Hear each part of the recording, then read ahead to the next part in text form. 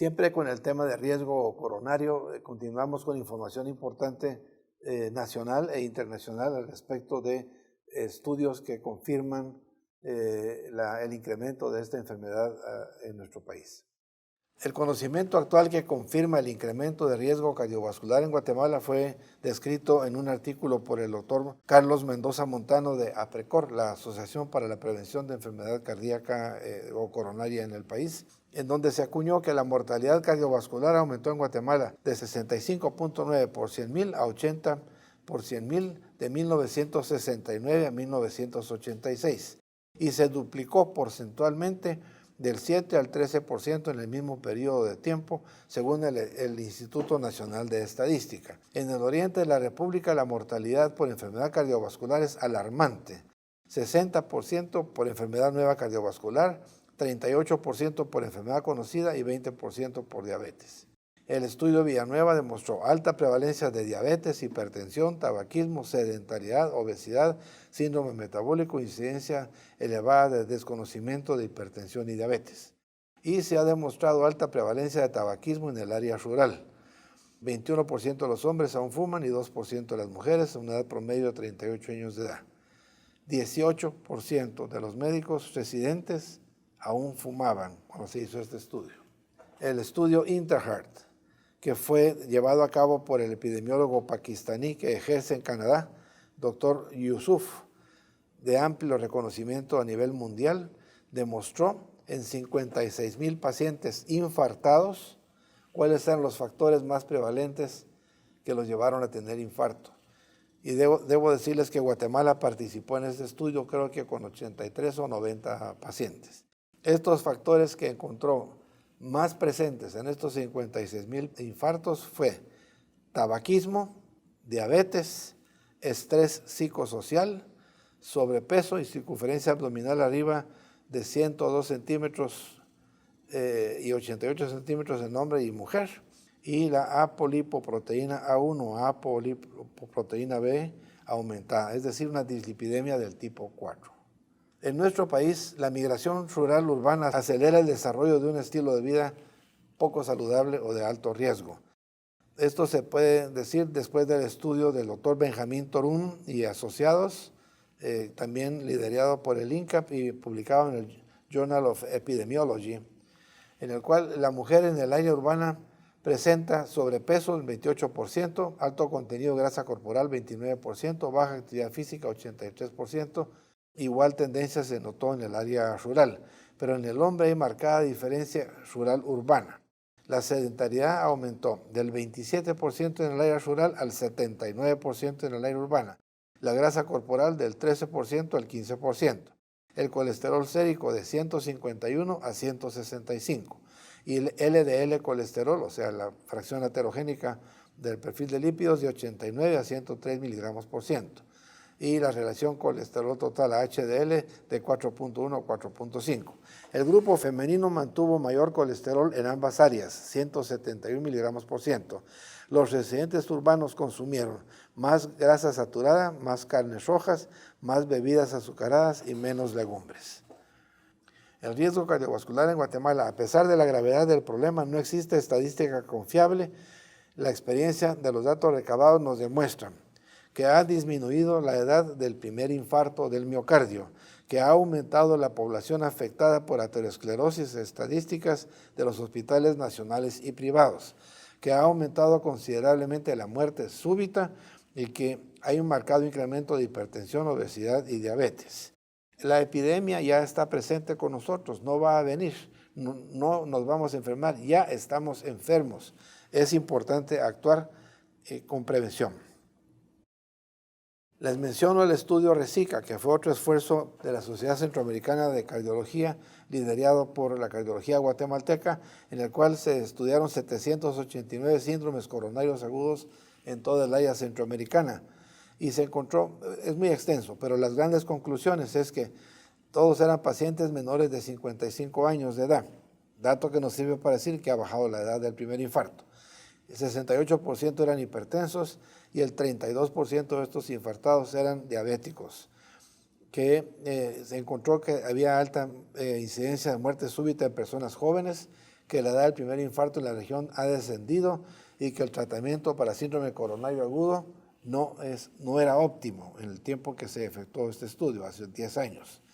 Entonces, por ejemplo, fíjense que se encontró que el infarto agudo del miocardio con elevación de segmento ST fue el mayoritario, 52%, sin elevación de ST 12% y angina inestable 36%. Pero 19% de todos los pacientes examinados no se midieron marcadores de infarto. El diagnóstico fue hecho únicamente con electrocardiograma. El tiempo de los síntomas, esto sí es verdaderamente grave. Del infarto con elevación de ST, el tiempo para buscar ayuda médica era 3.6 horas. En otras palabras, ya había pasado todo el evento y se iba solo a hacer tratamiento de rescate. En el síndrome coronario agudo sin elevación de ST era 4.6 horas y con angina inestable 7.75 horas. En conclusión, hay que bajar el tiempo de atención médica al infarto agudo del miocardio en la región, situación muy difícil y meta muy alta que debemos de luchar por alcanzar. 27% de los pacientes no tuvieron medición de troponina. El predominio de la muestra era una muestra urbana y la edad mayor de 60 años de edad. Otro trabajo importante realizado por el doctor Ismael Guzmán en el grupo de cardiotesis de la Universidad de San Carlos, que de 2001 a 2005 todos los graduados de esa casa de estudios estudiaron en el interior de la República, cascos urbanos, los factores de riesgo. Encontraron pues que esta población urbana no es población rural, no son campesinos, no es población indígena, es población urbana. Eran mayores de 60 años de edad. El 98% de pacientes pudieron haber sido sedentarios, variando del 38 al 98. El 17% fumaban, 47% obesos. Estrés, se dijeron estar en estrés 35%, yo considero esto una sublectura. Hipertensión 12% y consumo de alcohol 33%. Primer estudio que menciona el alcohol entre los factores.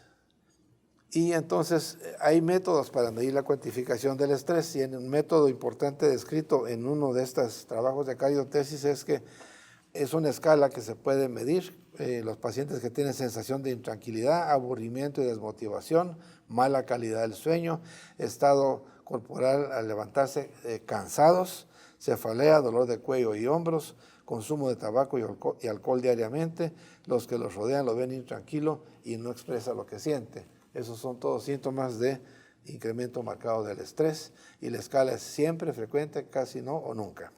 Un estudio muy importante conducido en la Universidad Francisco Marroquín, Facultad de Medicina, por el doctor Ramiro Batres y los doctores María Gabriela Hernández Asmitia y Juan Pablo Mayén López, demostró que hay una relación lineal entre circunferencia abdominal y glicemia en ayunas y presión arterial. O sea que a más circunferencia abdominal, más prevalencia de hipertensión y de hiperglicemia. Igualmente demostró relación lineal entre índice de masa corporal, glicemia en ayunas y presión arterial. Esta muestra fue de 600 individuos en población de trabajadores bancarios de la ciudad capital de Guatemala, lo que indica una alta prevalencia de riesgo coronario en ellos. El doctor Ismael Guzmán entonces unificó varios estudios en la revista del Colegio Médico y publicó este estudio sobre prevalencia de factores de riesgo cardiovascular en la población de Guatemala y está muy parecido a lo que hemos leído en Villanueva y en la población bancaria, pero lo que es muy importante es que hay una alteración importante del HDL. Sabemos que la población guatemalteca tiene un HDL bajo, que es un factor de riesgo individual, y un alto consumo de alcohol, que indicó aquí que era del 99%. Antecedentes familiares, más o menos la mitad de la población estudiada. Importante. El doctor Carlos Mejía y médicos de la unidad de infectología del Hospital Roosevelt demostraron el incremento de dislipidemia y riesgo coronario en pacientes que estaban tomando tratamiento antirretroviral Targa para el VIH. Es importante esta relación. Ciertos de estos antirretrovirales aumentan el riesgo coronario porque alteran mucho los lípidos. Entonces, la estratificación del riesgo coronario es crucial en el tratamiento de la enfermedad. La reducción del riesgo coronario constituye la meta más importante en el tratamiento de enfermedad coronaria en cualquiera de sus estadios, incluyendo post-intervención y quirúrgico. La enfermedad coronaria no termina con la angioplastía, la enfermedad coronaria no termina con el bypass coronario, simplemente es otra etapa más y a la cual hay que aplicarle la reducción del riesgo coronario con intensidad. La reducción del riesgo coronario ha comprobado su impacto positivo en el curso de la enfermedad, es decir, cuando se trata al individuo para reducir su riesgo coronario global, se reduce el número de eventos cardiovasculares importantemente. Entonces, ya pasando a unos estudios clásicos, sabemos que la sumación de los factores de riesgo aumenta el riesgo coronario. Aquí está en esta diapositiva, pueden ustedes ver la influencia de la presión sistólica en el riesgo coronario. Cuando es solo la presión sistólica, cuando se asocia a hipercolesterolemia y cuando se agrega intolerancia a la glucosa, tabaco e hipertrofia ventricular izquierda, entonces se ve cómo va incrementando el riesgo coronario cuando se van sumando los factores de riesgo. Entonces, pues los factores de riesgo tienen un resultado aditivo en cuanto a riesgo coronario y la lucha del médico debe ser para tener todos estos factores bajo control, lo cual es sumamente difícil en la población que tratamos. La enfermedad aterosclerótica del corazón recientemente se ha incorporado la medición o detección del calcio intracoronario o calcium score en la definición no invasivo de la anatomía coronaria por angiotac y para mí constituyen un importante agregado para optimizar el riesgo coronario y determinar la vulnerabilidad del individuo, particularmente en sujetos de riesgo intermedio. Y debo de agregar, y en sujetos que tienen una fuerte historia familiar de enfermedad coronaria. La presencia de calcio en los vasos sanguíneos es importante y debe considerarse un marcador de enfermedad aterosclerótica, pero no es asunto simple. Hay mucho más envuelto en el proceso de aterosclerosis. El calcio únicamente indica que existe y ha existido la enfermedad. La presencia de calcio intracoronario es un importante marcador de la enfermedad coronaria, el más temprano en demostrar que la arteria ha estado sometida al proceso de la enfermedad aterosclerótica. A mayor presencia de calcio, mayor probabilidad de severidad del proceso ateromatoso y mayor probabilidad de eventos coronarios. En esta diapositiva se puede ver cómo el score de calcio coronario incrementa como si fuera otro factor de riesgo, y lo es, el riesgo coronario total, como pueden ver en la barra más oscura, que es mayor de 300 de riesgo de calcium score, cómo aumenta increíblemente el riesgo coronario en más del 20% a los otros factores de riesgo.